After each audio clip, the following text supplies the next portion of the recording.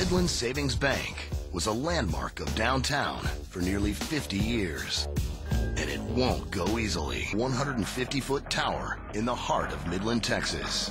But with heavily reinforced spiral-wrapped columns holding it up, it's gonna be a tough fight.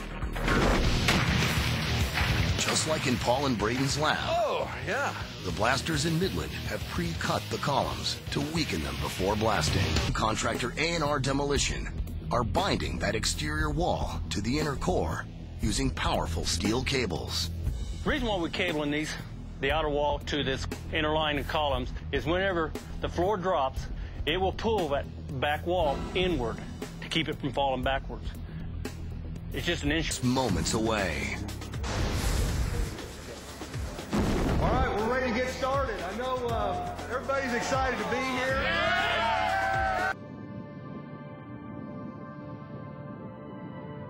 10. 10, 9, 8, 7.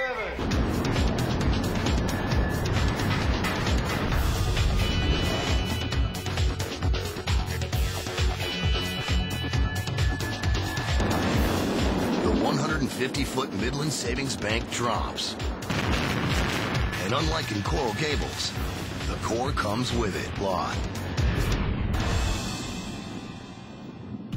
Well, In Midland, Texas, the prep work was crucial.